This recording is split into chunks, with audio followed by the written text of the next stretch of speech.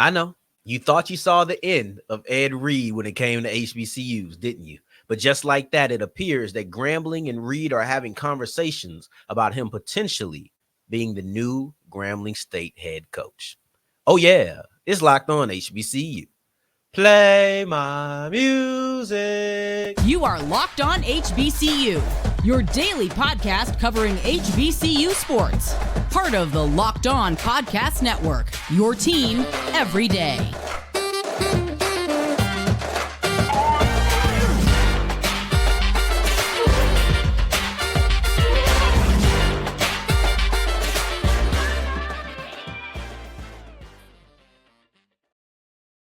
What's going on, family? Welcome back to another episode of the Locked On HBCU podcast, your number one daily one-stop shop for everything HBCU athletics. Monday through Friday, part of the Locked On Podcast Network, your team every day. And I, of course, am Darian Gray, a.k.a. the Mouth of the South, Texas Southern alum and former TSU Herald Sports editor and current contributing writer at USA Today's Saints Wire.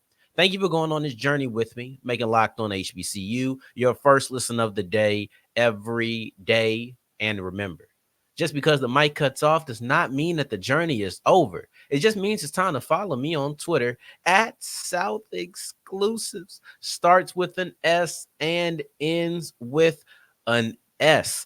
We wrap up today's episode with a two-part feature film because it's a new era in Texas Southern down there in Houston, Texas.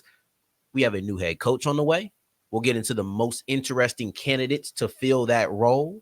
And it's going to be a new quarterback because Andrew Body has entered the transfer portal. That's segment 2 and 3. But before that, let's start off in Louisiana because Ed Reed is in conversations to become the new head coach of Grambling State. To be clear, he is not the only person who is in conversations, but he is one of the people who is in conversation. And this is news because I know many of you either thought or desired to never see Ed Reed in an HBCU space again. Quite frankly, I find this funny.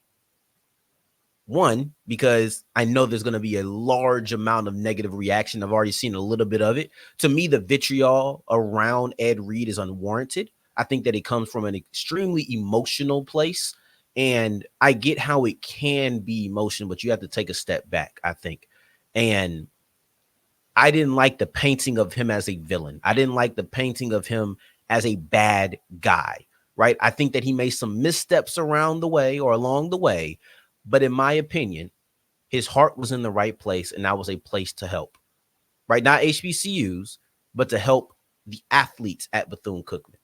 And it just so happened to be Bethune Cookman. It could have been any school, but he was at Bethune Cookman. And when your heart is in a place of wanting to help these athletes, I think that's a phenomenal trait to have as a coaching or as a coach or any member of a coaching staff, but specifically as a head coach, right?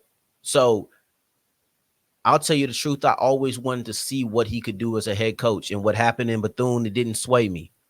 And the reason I laugh isn't just the reaction. It's the fact that he did business with another HBCU. That's funny to me because a lot of times when you see someone who was in Ed Reed's position and he's, let's say, going against, because it did kind of seem like he was opposed or in opposition to Bethune Cookman, a lot of times you'll see them paint all HBCUs with the same brush. What Bethune Cookman did is what Grambling did, which is what Virginia Union did, which is what Langston did, which is what Texas Southern did, which is what Kentucky State did. Once one HBCU made a mistake, every single HBCU has to reap those consequences. That's a lot of times what it feels like it was. So the fact that Reed said, yes, what happened with Bethune Cookman happened with Bethune Cookman. But I'm not going to place my anger towards that situation on Grambling. I appreciated that. Or maybe he's had some time. It's been almost a year since then. Maybe he can look within himself and say, you know what? I ain't moved correctly. I should have handled this situation a little bit different. We had some obstacles, but I should have worked with that person, or, or maybe he just thinks the leadership at Grambling is better than the leadership at Bethune Cookman. Like, there's so many things that could go to it. I'm not going to place 2022, early 2023 Ed Reed and say he's going to do the same thing now. You learn from experiences. I think that he let his emotions get the best of him. And coming from personal experience, I've definitely let that happen multiple times. So I'm not going to sit here and judge. I'll criticize and say that he moved wrong, but I'm not going to sit here and judge and make him the bad guy or make him a villain. That's too far, in my opinion. Right?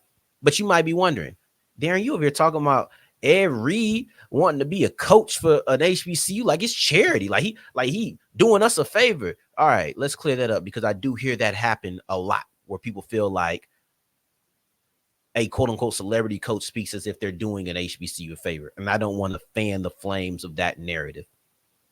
No, I don't view it that way. I don't view it that way. I do view coaching as a ladder. I do view coaching as a ladder. So when people call HBCUs a stepping stool, I don't necessarily get upset about that, or I don't necessarily have the same negative, the negative response to that other people would have. I wouldn't even call it a stepping stool. I said it on yesterday's episode when discussing Chennis Berry. You don't know where somebody's ladder stops, where they no longer want to progress from. I'm not sitting here expecting every new coaching hire to be an HBCU coach for the rest of their life. I'm not. That's just not how I'm operating, right? I believe that certain people want to move up. Maybe they want to be a Power 5 head coach, and maybe Ed Reed has that desire. And if he wants to start his journey at Grambling, I'm okay with that because everybody's journey starts somewhere, right? Do I want him to leave in 2 years and not really establish to me some stability? No, I don't. That I would have a problem with if he were to do that. But if he coaches here for 4 or 5 years and then he has some success and someone comes to call and he leaves, and that's coaching. Ed Reed could be a former Raven or a former DFW Raven, right? That's a little league team. Like, it could be anything, and that still is a possibility. So to me, the idea of a stepping ladder or a stepping stool or climbing up the ladder, and I don't view that as using HBCUs. That's not my point of view on it. It's not at all. It's just literally coaching. Like, you'll get that at Richmond. Like, you'll get that at an Albany. I'm just thinking of two teams that were in the HBC or in the FCS playoffs because those are the only two FCS schools that came to mind right now that weren't HBCUs. You'll get that everywhere. A lot of people will continue to climb until they get to a Power 5 coaching job. That doesn't make everybody along the way a stepping stool. Doesn't make everybody along the way just a rung on the ladder. It's just a part of the business, and I don't take exception to that. Sometimes we've seen one example of a quote-unquote celebrity coach moving up faster. I wouldn't want that to happen a second time, but I guess we'll see. If he uses HBC or Grambling as a stepping stool and he brings a couple of championships along the way, I'm not too upset about it. Now, you might want to ask, why would an HBCU want to work with Reed? We saw what happened last time he was partnered there. That's a very good question. I'm glad that you asked it. Maybe they know the things that are going on at Bethune Cookman and said, you know what? Reed wasn't all the way wrong with what he said. Reed wasn't all the way wrong for being upset about it. Maybe he went about it the wrong way. But I feel like I have better leadership than Bethune Cookman, and I can establish a better line of communication that won't allow the blow-ups, the social media tirades, those things to go out of the way, or those things to go that way. They'll be, kind of discarded. We don't feel like that's a risk for us. Maybe they see the coaching acumen, the potential for it. Maybe they see the mental side that Ed Reed has always brought to the game. The same reason Bethune Cookman wanted to hire him, right? Maybe this. Let's just think about this for a second. Maybe Grambling said, we wanted you before we hired Hugh. Hugh's no longer here, and now we want you again because we thought you were a good coach. You're not a coach yet. We still think you could be a good coach. Why don't you come be our coach? Is this the right time now? I think all of these are very realistic things to look at. But I think when you say he blew up at Bethune Cookman, let's get him out of here, I think that's speaking from a place of emotion. I think that's speaking from a place of emotion, the same way what he did spoke from a place of emotion. And I think that if you take a step back and we just say, hey, this guy is a smart player. We want to see what he can be like as a head coach. I think that it makes a lot of sense. The only thing I'm worried about is if we have a disagreement or some things go wrong, is he going to run the social media? That's my only concern. and if I can establish a line of communication, because things are going to go wrong. That's just the God's honest truth, is that things are going to go wrong. But when they do I, as a position or a person in a position of leadership, have the ability to talk to Ed Reed, for us to communicate, for me to explain, and for us all to be on the same page, where some things need to be handled in-house. Some things do. Not every detail that, or not every small thing that goes wrong needs to be detailed publicly. That's just the God's honest truth. Okay. And I know I said that twice, so let's roll through and go to Andrew Body, because I still am interested to see Ed Reed, the head coach, whether that's at Grambling, whether that's at McNeese State, whether that's somewhere else in the FCS. I don't care. I think that he is an intelligent player, and I think that he will be a good head coach. And I would love to see this in action, especially if it's at Grambling, because I'll be able to watch it up close and personal, and I'll be able to study it with Locked On HBCU. But as we continue with the show, let's look at Andrew Body, right? Because he's entered the transfer portal. What went into this decision? And also, what comes from this decision when you're looking at the university? I have the answer for both of those things as we continue with Locked On HBCU. Today's episode is brought to you by Jace Medical. And listen, on the football field, let's say you're a quarterback. You have to be ready for whatever. You don't know what the defense is going to call. So if this happens or that happens or this happens or that happens, you have to be ready for every single one of those scenarios. So if we take that approach with a quarterback, why wouldn't we take that approach with ourselves in life? Be prepared for anything. You don't know what's coming, so be prepared for all of it. And that's where the Jace case comes in. You have 5 antibiotics that can treat over 50 infections, right? And nowadays, you're seeing these chains and they're running out of antibiotics. Go ahead and stock up for yourself. Go to jacemedical.com, and we use the code LOCKEDONCollege. You're going to get $20 off your purchase. That's jacemedical.com/LockedOnCollege, or excuse me, use the code LOCKEDONCollege, and you'll get $20 off your first purchase. Don't be caught unprepared, or don't get caught unprepared.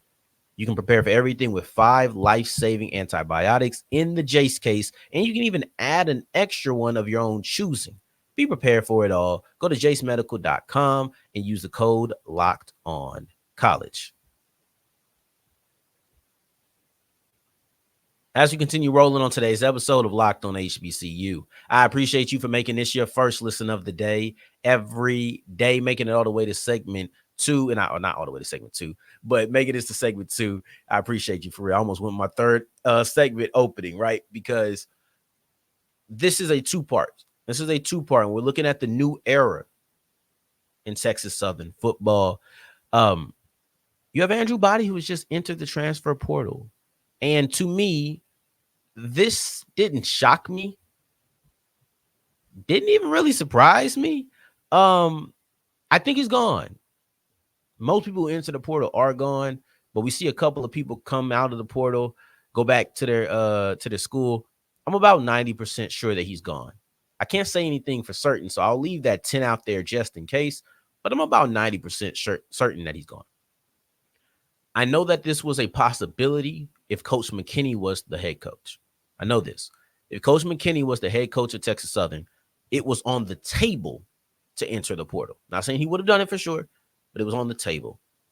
With him leaving, and now he did enter the portal, we know that that was the decision. So it sounds like the portal was on the table no matter what happened at head coach. I almost feel as if the decision to redshirt in 2023 was either connected to or was made and then was like, hey, we're probably going to redshirt. We're probably going to enter the portal. So let's go ahead and make sure that we don't take away a year of eligibility in which you will barely play. His body wasn't going to play much. So I don't know if playing 5 games was worth that year of eligibility. I just don't know it was, right? So especially if you're going to miss so much by the time you return, there was no chance you were going to win. I think that when he entered when he redshirt, he had a good idea that he was probably going to enter the portal. I don't think that this was a rushed decision. I think that this was well thought out. I've spoken to people in the camp. They're smart people. They're intelligent. They care about branding. They care about taking care of Andrew. Like I know that they aren't making brash and rush decisions. So I don't know when the consideration of the portal came in. I don't know when it was, because he was on the sideline the whole season, right? So he never gave up on his team. He was always checked in. He was always a Texas Southern Tiger. I just think that they probably knew, hey, we're going to redshirt. We're going to move on into next year. We're going to make sure that we're fully healthy. We're going to make sure that everybody knows we're good as far as health. We've seen what he's done when he is healthy. We've seen what he did when he was a little bit limited, right? He had a good game against PV. He just had those turnovers at the end of it. So I think that those things are always important to look at, because we want to see where he's going to go. We want to see where Body's going to go. And that one game that he played this year, it's going to matter. It's the only game that he's played. We've seen a whole season from him. I still think he's extremely talented. I would love to see if he stays in the SWAC. That would be actually pretty interesting, because where would he go? He could go to Southern. If I'm not mistaken, I think Conley leaves this year. He could go to PV. I wouldn't want him to go to PV, but he could go to PV. Not going to go to Grambling. I think Allen might be a graduate student. He could go to Alcorn, right? Let's say that Jackson State has found their quarterback of the future over there with Morgan. Maybe he doesn't go there. FAMU. He could go to FAMU. FAMU's about to lose Musa. It would make a lot of sense, right? You can go over there with Willie Simmons, who's going to help you progress as a quarterback. There are landing spots within the SWAC for Body. He could go to Howard, right? You could be seeing the winner of the Celebration Bowl receive Andrew Body, an extremely talented quarterback, somebody who is a back-to-back preseason all SWAC second team player. That the possibilities are endless, as they say, right? But I would like to see him stick in Black college football just so I could continue watching. And I think that there's so much untapped potential there.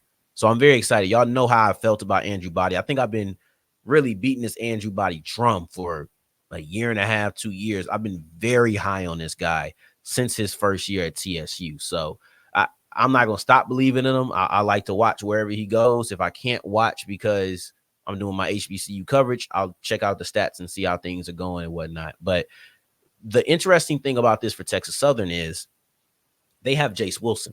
And because they have Jace Wilson, they could have a replacement. I was asked if I thought that Jace Wilson was going to compete with Body. No, I didn't. Matter of fact, it wouldn't, like, I didn't even think it was up in the air. I didn't. But the fact that Body is gone, you've seen Wilson against FCS competition, seen him against FBS competition. You've just seen him in conference play, out of conference play. Like, you've seen him in multiple game situations. You've seen him have to come from behind. You've seen him kind of be baptized in fire. You don't know the full Jace Wilson. Not only is he going from freshman year to sophomore year, he also just was kind of in a lot of those games that are quote unquote prove it games. He was just thrown in the fire. Like, I don't know if I'm using that game against, I think it was Rice. I don't know if I'm using that game against Rice or Toledo. Like, I don't know if I'm using that to really judge him, right? And when you have a new head coach coming in, he can make that decision. Do I want to rock with Jace Wilson? I've seen basically a whole season from him. I've seen a whole season. Andrew went out week 1. Jace Wilson was the starter from week 2 to the end of the season. I've seen enough to make a decision on whether or not I'm confident in this guy. I'm sure you're not going to say, hey, yeah, bounce, but maybe you want to bring in some competition. But who's going to make that decision? Who's going to be the person who says whether or not we want to keep Jace Wilson with Texas Southern as the starting quarterback? We'll look at the answer to that because I have 3 very interesting candidates and then 2 more to make my favorite number of 5. But then we have 3 interesting characters and 2 more guys that I think are probably a little bit more realistic and on the side that I think will happen as we continue with Locked On HBCU. Today's episode is brought to you by FanDuel, and FanDuel is the official sports book of the Locked On Podcast Network. We have Thursday night football coming up. You have bowl games coming up. You have NFL Sundays every Sunday. We still got them rolling. Monday night football. You have the NBA, the in-season tournament. That's going to be tomorrow. I'll see you tomorrow. It's only a day away. We're gonna have all of those things here, and you can make money on all of those things by using FanDuel. And you'll see the FanDuel spreads on TNT, right? You'll see them on TNT as far as 27 points for De'Aaron Fox, even though my Pelicans gave him the boot. He ain't gonna be getting no 27 and a half. But maybe you want to say 27 or 23 and a half for Brandon Ingram.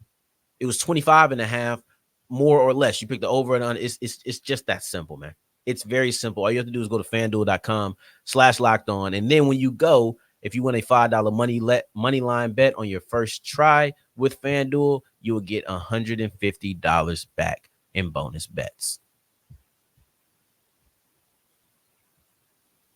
As we're wrapping up today's episode of Locked on HBCU, I appreciate you for making this your first listen of the day. Every day, making it all the way to segment 3, and I thank you 2 times for that. We got it right this time. Also, don't forget to check out Locked on Sports Today, the first ever 24/7. That's all day, every day, 11 a.m., 11 p.m., 4 a.m., 4 p.m. Anytime you check it out right now, tomorrow, same time, it doesn't matter. You have a podcast streaming, so make sure you check that out as well.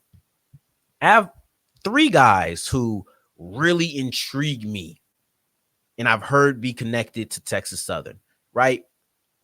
It's a new era. Gonna have a new quarterback, gonna have a new coach. This is new. And the first person that gives me the most intrigue is Fred McNair, the current Alcorn State head coach. Now, I also believe that this might be the longest shot.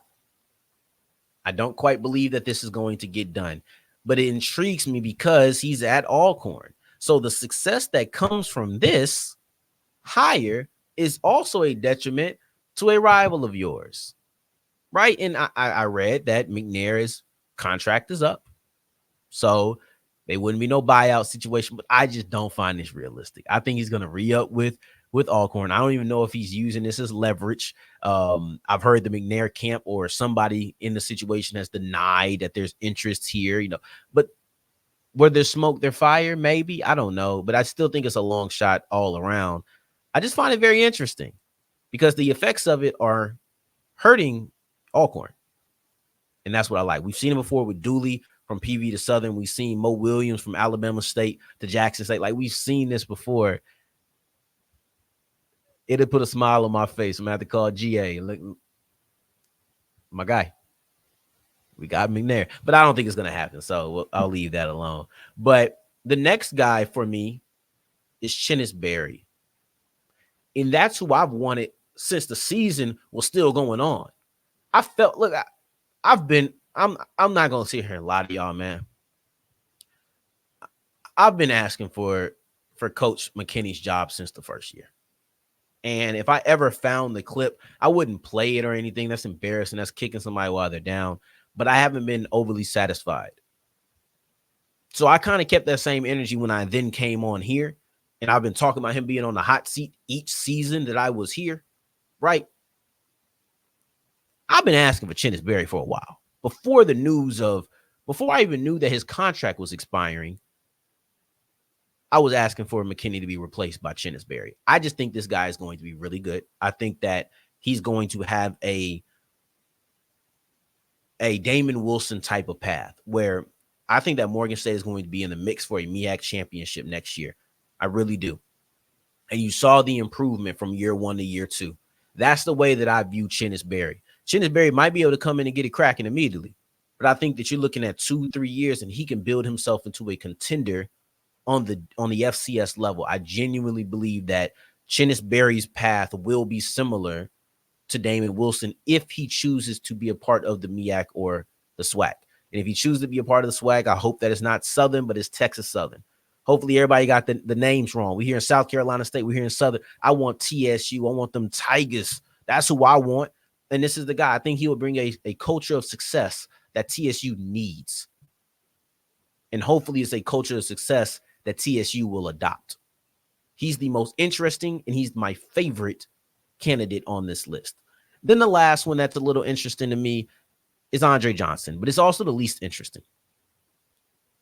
But you got to understand, Dre is like the guy in the city. Andre Johnson is the man in Houston, Texas. So if he were to become the head coach, I just would love to know what the city reaction would be. Houston is a hotbed of talent. I'm sure that he could recruit a lot of talent there. And he's expressed interest. This is not me. This is not me saying, oh, let's hop on this quote unquote celebrity train or anything like that. He's came out and said that he would take the job if offered. I don't know if them to offer. I'm not going to say much about it. I'm not overly intrigued because it doesn't seem as if the school is overly intrigued. So I will follow suit. But let me tell you who I think gets it, right? Because I don't think any three of these guys are going to get it. I don't think McNair leaves. I don't think McNair leaves Alcorn. I think that Berry probably ends up going to a South Carolina State or a Southern, but I'm hoping I'm wrong about that. That's the least long shot. And then Andre Johnson doesn't seem like the school is really interested in going that route. So I'm not going to give that overly much attention, to be honest. But I think that you have a guy like Mickey Joseph, who brother of Vance Joseph, defensive coordinator in NFL, a former Nebraska head coach, right? Interim head coach. Like, I think that he's being interviewed for the job. I think that he's realistic. I think that Brett Maxey, a former TSU alum, or a TSU alum, he's not former, but a TSU alum, I think that he's going to be in the mix. Both of those guys have been interviewed. As much as I would love for TSU to make some splash, I think that this is what it'll be. And splash doesn't equate to success. It doesn't. But Chennis Berry would. Fred McNair would. But Chennis Berry will be the splash. I think that Chennis Berry will be the splashiest head coaching hire in FCS football. No, I don't know. I don't want to speak for everybody. It's a lot of schools. Chennis Berry will be the splashiest hire in black college football. I don't care where you're looking at. If he leaves Benedict College, that's going to be an extreme splash, and I hope that it's at TSU. Now, on tomorrow's episode, we have Gerald Huggins coming on. He'll be looking at the time off in between the MEAC's last game and then the Celebration Bowl, and then the SWAC's last game and the Celebration Bowl, because a lot of people have this conversation, and fingers crossed you might be able to check out a very special feature Friday this week. And I'm excited for it. It should be going down, but I'll have more news about it on tomorrow's episode at the end. So until next time we hear each other, family, keep your fingers crossed for me. Take care. Stay blessed. Peace.